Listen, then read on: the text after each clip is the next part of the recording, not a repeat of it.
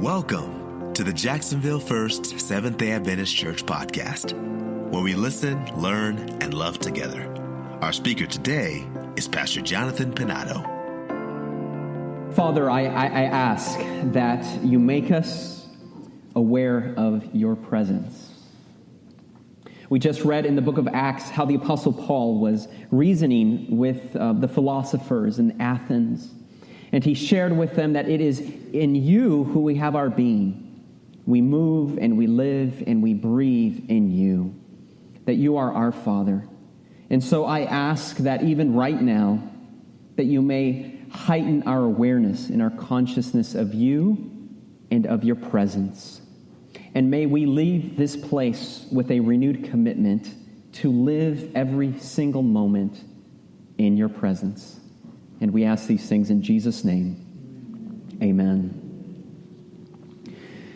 One of the greatest challenges in today's world is that we are living in a secular society. What does that mean? That means that we are living in a society that has no awareness and no consciousness of God.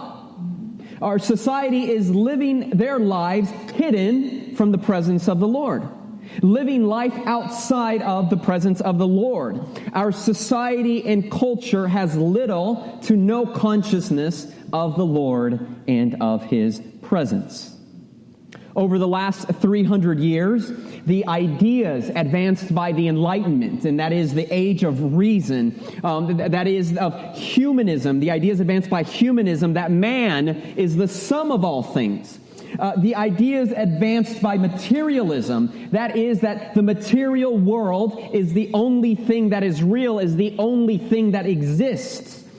The ideas proposed by scientific naturalism, that is that all things continue as they have, that we live in a closed system with no supernatural intervention. The ideas advanced by atheism, they have all done their work in our lives. We have all been affected by it, and as a result, society at large lives oblivious to the presence of God. We live in the here and the now. Our focus, our effort, our minds, our life is about the material world. What will we eat? Oh, I'm sure some of you here are hungry, wondering, when will the pastor, how long will his sermon be? Because I want to eat. What will we eat? What will we drink? What will I wear? Well, I've already had that clothes for about a year or so. The season has changed. The fashion's different now. What am I going to wear now? What am I going to drive? Have you heard about Ride Pride? What am I going to drive? Is make sure my car has certain rims and certain features on it. And how much do I earn? How much do I have? How much will I earn? Where will I live? Because I have to live in the right neighborhood. I can't live in that neighborhood because it's not a really nice neighborhood. I have to live in this neighborhood. What about my career? What will I consume next? American society is spoken or described as a consumer economy. No longer a manufacturing economy, but a consuming economy. How can we have more pleasure? How can we have more leisure? And so the question is, where is God and His presence in our lives? Have we also been sucked into these things? Where is God and His presence in our life? Where is the church in our life? If we were to do an inventory of our top values and of our top priorities, where would God land? Where would He land? Is He number one? Or is He number two? Or maybe God is number three? Or maybe even lower. Oh, what about the church, though? If God lands at number three, because work is number one, money is number two, God is number three, then where would the church land? 4 or 5, 6, 7? Who knows? I mean, because we show up to work every day, right? Whether we feel like it or not, but, oh man, if I don't feel like going to church. Well, it's the Sabbath anyways, right? It's a day of rest, right? And I have to get my rest in. Lay activities. Mercy. Right? And there's a balance there somewhere, right? There's a balance. But if we were to do an inventory of our top values and priorities, where would God land? Where would the church land? Where would money land? Where would comfort and convenience land? Where would fashion land in our values? Where do friends land in our value system? Where does status and stuff and reputation and entertainment land? If something is important to you, you make time for it. You focus on it and you make time for it. If you say relationships are the most important thing to you, then that means you will spend time at home. You will spend time with your family. You will spend time with your children. But if you say relationships are the most important thing to you, but you're never home, is that really one of your top values or priorities? If I say that God is the most important thing, but then I never spend time in prayer, I never spend time in Scripture, I never spend time in spiritual things and in spiritual activities, if I never spend time at church, going to church, then the truth is that we are living a material lifestyle. We are living outside of the presence of God. In fact, I remember the words of Jesus. They just came to my mind right now, where Jesus said, don't worry about what you will eat or what you will drink or wherewithal you will be clothed. For the pagans and the Gentiles, they're the ones who seek all these things. But you seek first the kingdom of God and his righteousness, and then all these other things will be given to you. Living outside of the presence of the Lord, however, is not new. It's not new to our current secular society. It has existed since the earliest of times. And why do I share this with you? I share this with you because I just came back from France and from Europe, and it's unbelievable every time I go back there how secular the environment is in Europe. And how secular it is in France. As soon as you come off the airplane, you can just feel it and you can just sense it, that people there are living without the consciousness of God in their lives. God doesn't even fit anywhere in their mind, in their value system. God doesn't exist in their minds and in their life and in their value system. But living outside the presence of the Lord, however, is not new. It's existed since the very beginning. Genesis chapter 4 and verse 14. This is Cain, and he is saying, today you are driving me from the land. He's blaming God for his actions. He's not taking responsibility. And then what does he say? And I will be hidden from your presence. And I will be a restless wanderer on the earth. And so Cain went out from the Lord's presence. And he lived in the land of Nod, east of Eden. The land of Nod means the land of restlessness. And I'm just reminded of the words of St. Augustine, where he says, our souls, O Lord, are restless until we find our rest in Thee. Society at large is living their life outside of the presence of God.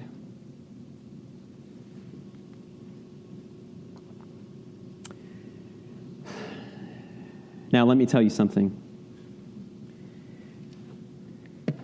I love France. I love France.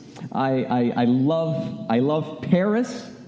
Contrary to popular opinion, I don't know if you've heard this, but I find the people of France to be very lovely, very polite, and very cordial. Right? There's that idea that French people are rude. Not my experience. No. Yes, the French will only speak French to you. But can we hold that against them?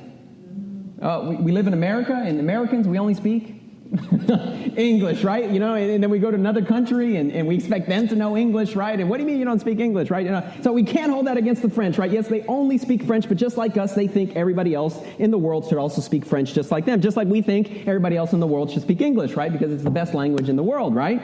Because we speak it.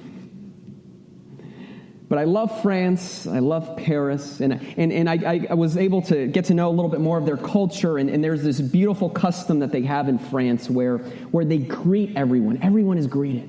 And no, I don't speak French. There's only 3 words in French that I know, and that's bonjour, which is good day or hello. That's how you say hello. And you say bonsoir, good evening, and you say au revoir, goodbye. And every person that you meet, you can't walk into the store, you can't do anything without someone saying bonjour to you. And then when you leave the store, they say au revoir to you. And I think it's beautiful because it is an acknowledgement of the person. I see you. How are you? Good morning. I recognize and acknowledge that you walked into my store, and I'm thankful that you walked into my store. And then as you leave, you don't just leave. You tell them good day, thank you. And there's this acknowledgement of the person. I think it's such a beautiful thing, and it was hard because when I came back here, and I don't know if it's me or if it's the culture at large, but I come back here and I'm not making eye contact with anybody when I go into the store, and nobody acknowledges me when I go to the store, and I don't acknowledge anyone that we go to the store, and I leave, and there isn't that personal touch, and I saw that in France, this I see you, I acknowledge your person, I acknowledge your being, and I thought it was wonderful. And then I also learned that there's this culture, there's this beautiful culture in France, especially in Paris, that whenever you visit someone, you take some flowers. You take some flowers to them. And I said, wow, isn't that so beautiful? And I was like, maybe, when I go on pastoral visits, right? And I visit someone, and they have flower shops all over the place. What if I do my pastoral visits and I bring a flower? Would you guys like that? Would my parishioners like that? I bring some fresh flowers, to you. Can you pass that out to the ladies there? Hopefully we have enough. But I was like, man, that's just such a beautiful custom, such a beautiful thing, the practice that they have, just giving flowers to everyone. I love France. I love Paris. Paris is a city like no other. It is rich in beauty. It is rich in culture. It's rich in history. And if you were at the Sabbath school this morning, it's rich in fashion as well. And it's rich in architecture and design. It's rich in art, in sport, and botany, the gardens. You should see the gardens and the plazas and the green spaces of Paris. I love it. I love it.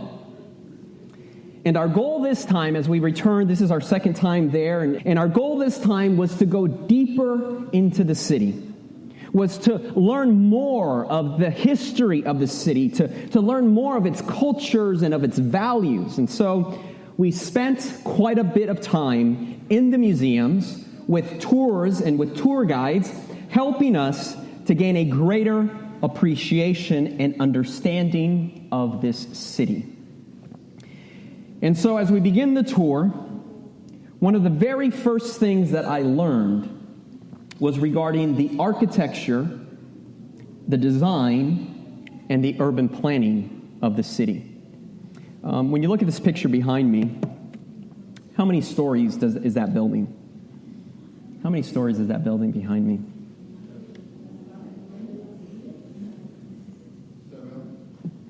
6, 7? It's a little blurry, you're right. It's a little blurry, it's a little dark. There's 8 stories, right? All right, there's 8 stories. There's 8 stories. And though some are 6 and some are 7, but there's 8 stories to this building, and that's 8 stories is the cap in certain sections of Paris. They will not build their buildings taller than 8 stories. And the tour guide was sharing this with us and was telling us that Paris has gone through several experiences of urban renewal, where they will completely tear down a neighborhood and then rebuild it from the ground up. And I had a few questions about that because I wondered what happened to the people who were living in those buildings, and then they build these luxury apartments afterwards, and what happens to those people. But the tour guide didn't talk about that, right? The tour guide just talked about how beautiful these buildings are. But the tour guide is telling us that Paris has gone through several times of urban renewal where they were completely tear down a neighborhood and rebuild it from the ground up, and they would cap the buildings at 8 stories tall. And I thought, well, that's interesting. And he says, yes, because the number 8, the tour guide tells us, represents a human scale. So the tour guide said, the number 8 represents a human scale. And I was like, well, what do you mean? What do you mean by human scale? And he said, well, in architecture, the human scale has to do with the accessibility of humans in terms of distance and height. Distance and height. Whatever a human being can walk, within a certain amount of time, a certain amount of distance, and whatever a human being can climb with a certain amount of height. Contrasted to the United States of America, where we have built our cities not to a human scale, but to a automotive scale. Whatever distance the automobile can carry us, right? And so in my neighborhood, it's about 4 miles from where I live to the nearest store. 4 miles, right?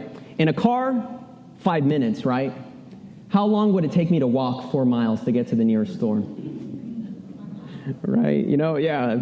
It's impossible. It's not doable. That's why you don't see anybody walking here in the United States of America unless they have their license revoked and, for drinking and, that kind of stuff, right? No, I'm just kidding, right? But in Paris, the nearest store is about 400 meters. 400 meters, that's less than a quarter of a mile, I think. Or just about that. You can walk there in 5 minutes, right? A human scale. And I started thinking about that a little bit more, and I think that there's something to the number 8. I don't want to speculate, so I won't say it here, but I think there's something a little bit more to the number 8. But the idea is, the focus is human scale. We're going to build our buildings to a human scale, the focus being humans and man. Now, I think there's benefits to that, but I just found that interesting that even in their building and their architecture and design, the focus is humanity. Now, maybe I'm reading too much into this, I'm not sure, but the tour continued. And in the tour, we come around to the Champs-Élysées, and the Champs-Élysées is an avenue in Paris. You can, it's very famous. That's the Champs-Élysées right there, going towards the Louvre. And then this is the Champs-Élysées. The picture here was taken from the Arch of Triumph.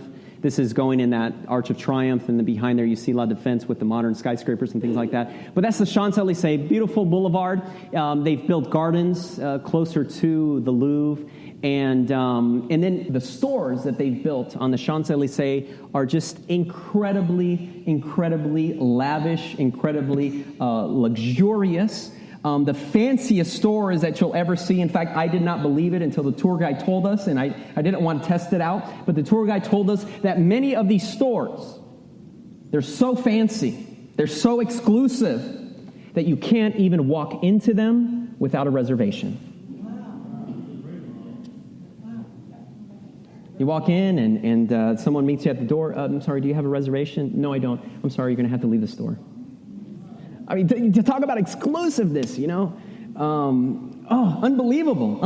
But they're just incredible. The incredible stores. It's just incredible on the inside. That's what they call window shopping. That would be me just looking through the window, trying to see what I could see in there because they can't let me in, right? And then eventually they would shoo me away from even looking in the window.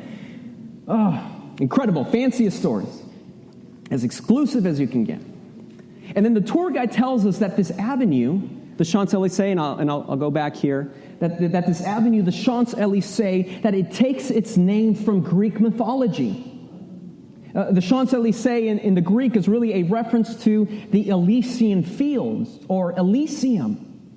And in Greek mythology, the Elysian fields was the place where the worthy righteous and the heroic dead went. It was paradise.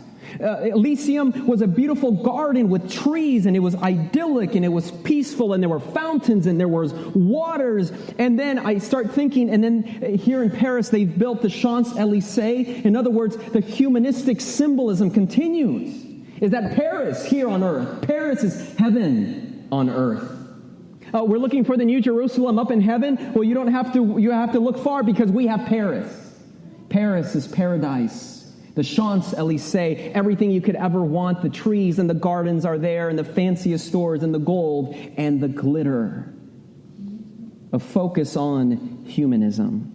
Well, maybe I'm speculating a little bit. But then the tour continued, and this is a picture of the Parthenon in Athens, Greece, on top of the Acropolis. In fact, this was the very place where the scripture reading that we read this morning, that Nicholas read for us, Acts chapter 17, this is the location where Paul is having this conversation with the Greek philosophers on Mars Hills, very close to there.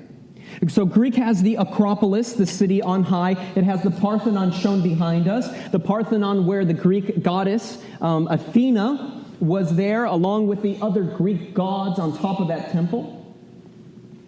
We went to Rome last year, and Rome also has a Parthenon, but they call it the Pantheon. And it was there in the Pantheon where all the Roman gods, all the Roman pagan gods were there. And you could see it. And then we learned in the tour that Paris also has its own pantheon, right? The word pantheon being pan being all, and theon being all the gods, theos from theos. That Paris also has its own pantheon. And I was intrigued by this. In Paris, there's a pantheon, but it's not dedicated to the pagan gods. Do you know who's enshrined there? The great thinkers.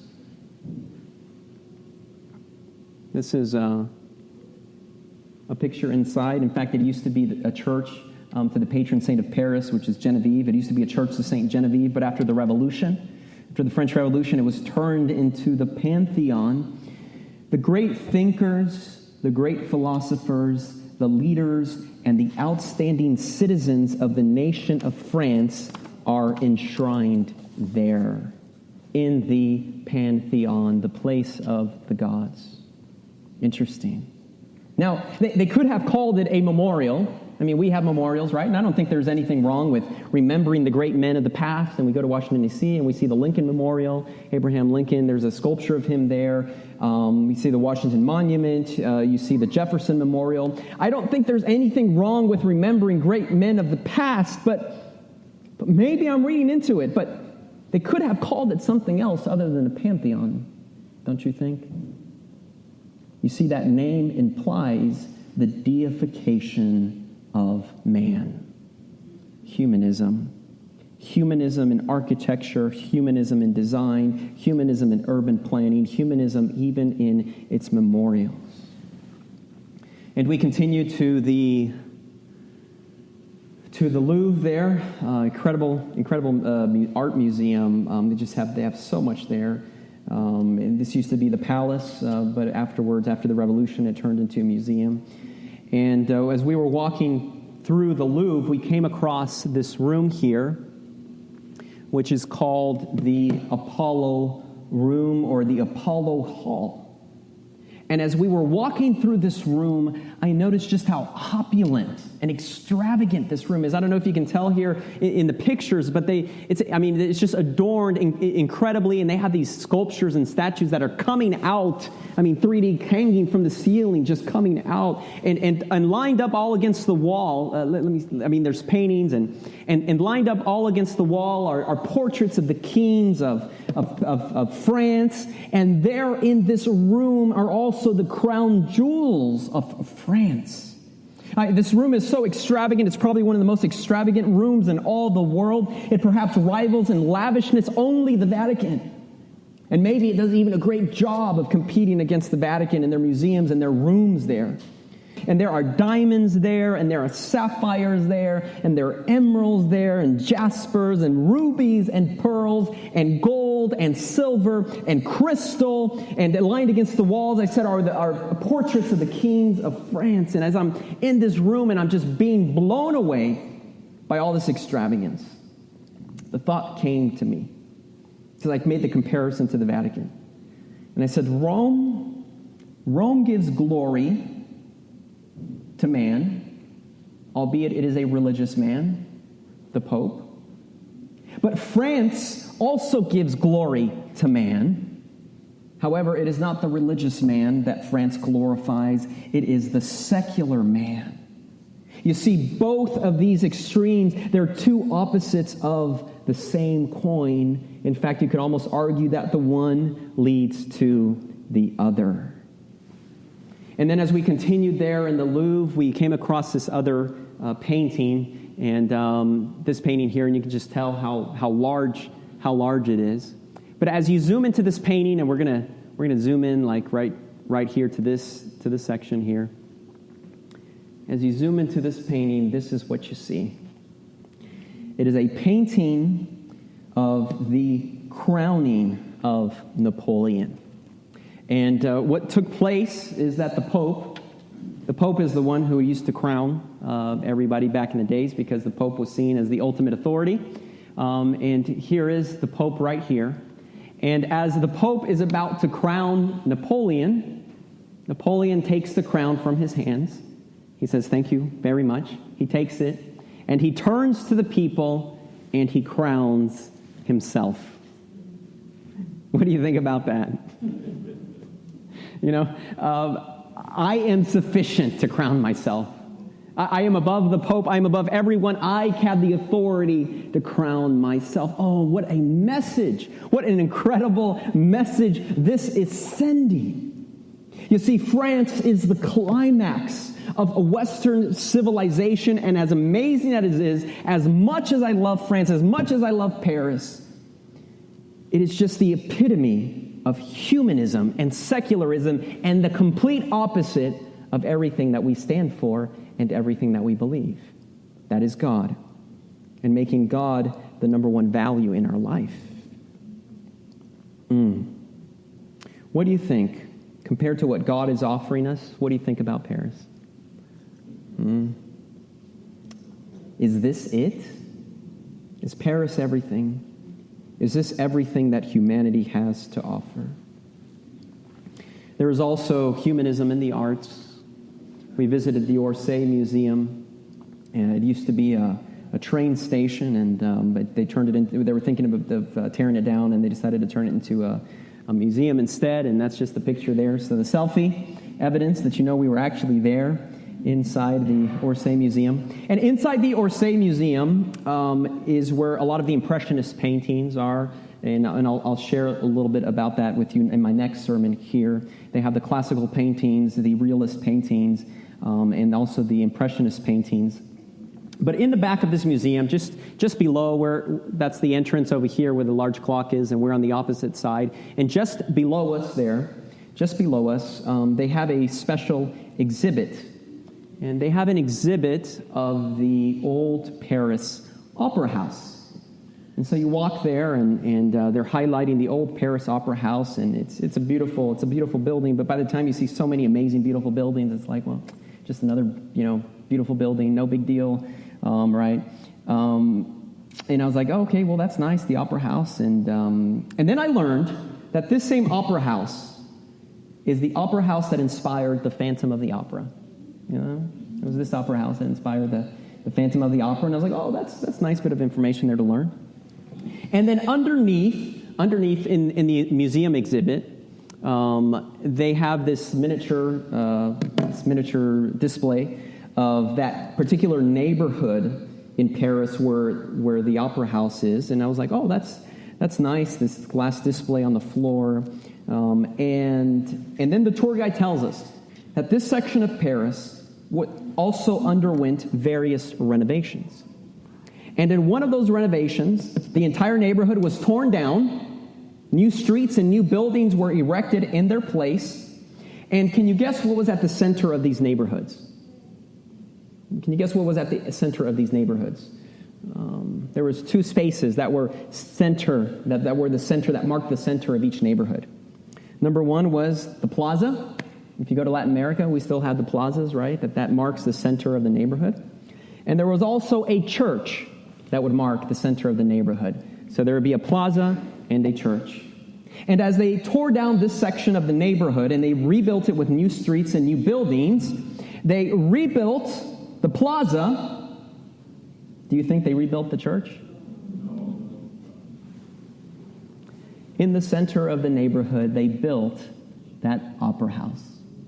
They built the opera house. Do you know what message that's sending? The church is no longer the center of life in this neighborhood. It is the opera that will now be the center of life of this neighborhood, not the church. I found that to be very, very powerful, especially considering the successor today of the opera, which is the entertainment industry and Hollywood, and how central entertainment is to our lives. Our whole society revolves around the entertainment industry. We live in Florida, and Florida is known for Disney World. Nothing against Disney World and nothing against the parks, but our whole economy revolves around us. Very interesting message. And then I took more interest to understand and to learn a little bit more. And the tour guide then starts sharing with us and a little bit more about the Opera House. And they tell us that when this Opera House was first built, it was intentionally built to be the most lavish of all buildings that there were up to that day. People would come to the Opera House not much for the show, but rather to be seen inside the Opera House. And look at that hallway. I mean, isn't that amazing? It's amazing, you know. I mean, I don't know what our opera houses look like or what our theaters look like, but they don't look like that. This Opera House was a place of status. It was a place of vanity and of glory. If you were anyone in Paris, you would be at that Opera House. You would be seen inside that Opera House. This is the seating area of that old Opera House. It seats about 2,000 people. And then they also had an exhibit. Let me just show you here. This is important here because this is the stage. This is the stage right over here. And this is the seating area of 2,000 people. And they had small models of the sets. They had miniature models of the sets that would go onto that stage. You see this little wizard here?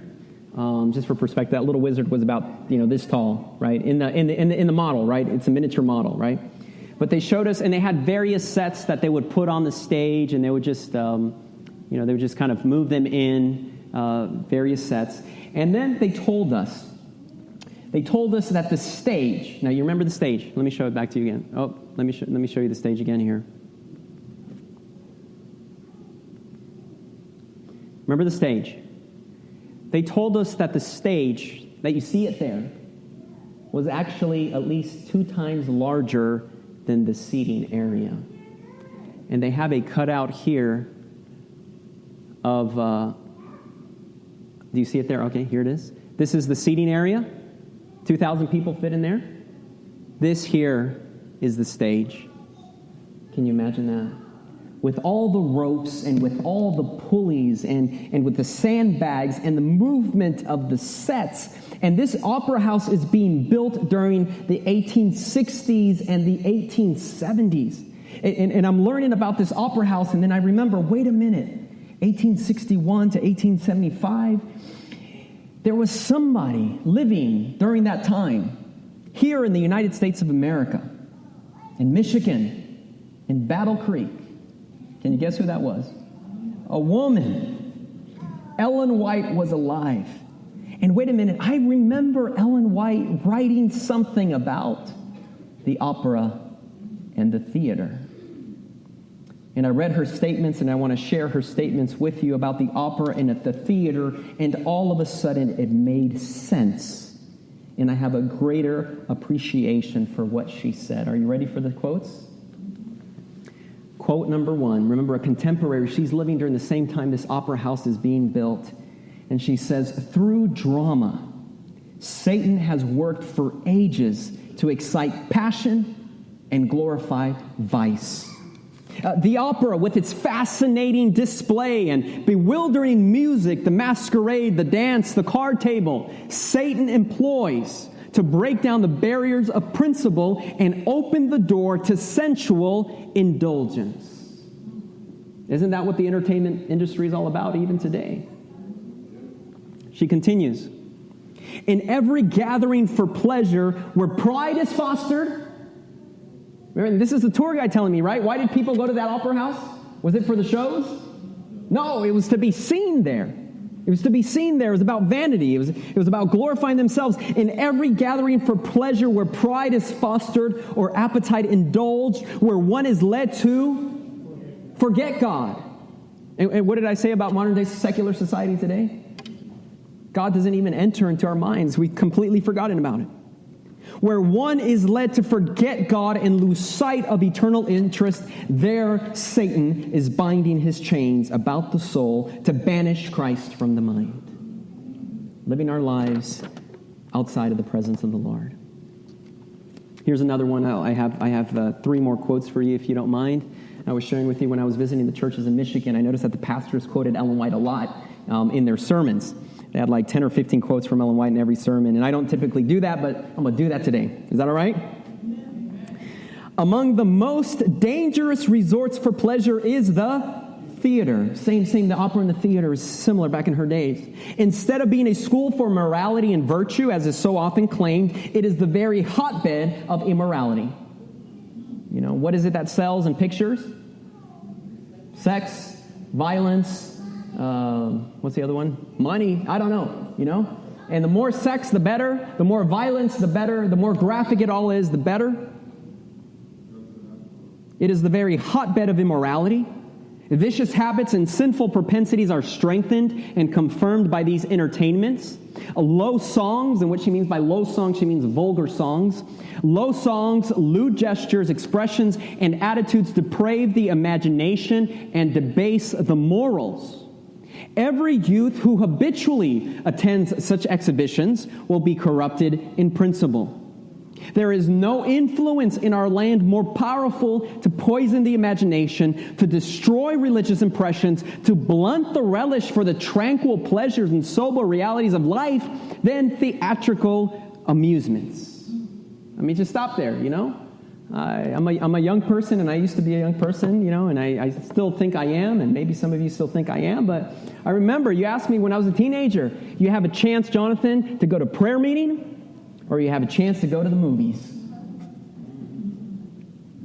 Right? No competition, right? You know, you have a chance to go to Disney World, or you have a chance to go to church. What are you going to pick? There is no influence in our land more powerful to poison the imagination, to destroy religious impressions, to blunt the relish for tranquil pleasures and the sober realities of life than theatrical amusements. And when we see it and when we experience it, we want something more, and we want something bigger, and we want something louder, and we want something better. That's why we think the movies from the 1950s are lame, right? You know, we want something more, and it has to be more, and it has to be more. The love for these scenes increases with every indulgence as the desire for intoxicating drink strengthens with its use. The only safe course is to shun the theater and the circus. And again, contextually, the circus in her day was not what it is today. The circus in her day was more like a sideshow kind of freak show. It wasn't necessarily the zoo that it kind of is today, but maybe there's some aspects of that today even as well. And every other questionable place of amusement. Here's another quote. Many place themselves on the enchanted ground by frequenting scenes of amusement where fallen spirits congregate. It's interesting because this morning we were talking about Babylon and how Babylon is the home of every demon and foul spirit. That's what Revelation chapter 17 says about Babylon. Many place themselves on the enchanted ground by frequenting scenes of amusement where fallen spirits congregate. I mean, aren't there places that you go to and you just feel, I don't know, you know, I just don't know about this place. There's a reason why. Professing Christian, when you resort to the theater, remember that Satan is there. And he is conducting the play as the master actor. He is there to excite passion and to glorify vice. The very atmosphere is permeated with licentiousness. Satan presides also at the masquerade and the dance. He throws around the card table its bewitching power wherever an influence is exerted to cause men to forget their creator. There Satan is at work. That's the whole point. Forget God. Live outside of the presence of God. Ignore God in your life. It matters not how innocent the guise under which he conceals his purpose is. And here's the final quote. Satan's work is to lead men to ignore God. Our secular society today. To so engross and absorb the mind that God will not be in their thoughts. The education they have received has been of a character to confuse the mind and eclipse the true light. And I'm telling you, the morals and the values of Hollywood, there can't be anything more confusing than the moral lessons that they try to teach, or the immoral lessons and values that they try to share and teach. And our young people are confused today, and they don't know what's right and what's wrong. Satan does not wish the people to have a knowledge of God, and if he can set in operation games and theatrical performances that will so confuse the senses of the young that human beings will perish in darkness while the light shines all about them, he is well pleased. The irony about this, that the light shines all about them, it's funny because Paris is called the city of light. What irony, don't you think? So much darkness there. And so what I call you to do this morning is I just call you to have a greater sense of the presence of God in your life. We're going to sing our closing song right now, Turn Your Eyes Upon Jesus. It's so important wherever we are at, to just every moment and every day live within the presence of God, live with a consciousness of God. When we wake up in the morning, acknowledge God. Before we go to work, we acknowledge God. Before we eat our food, we acknowledge God. Throughout every moment of the day, to be able to live in the presence of God. This podcast is brought to you by the Jacksonville First Seventh-day Adventist Church. Connect with us on www.jaxsda.org or on Facebook and YouTube. We look forward to sharing more inspiring messages with you.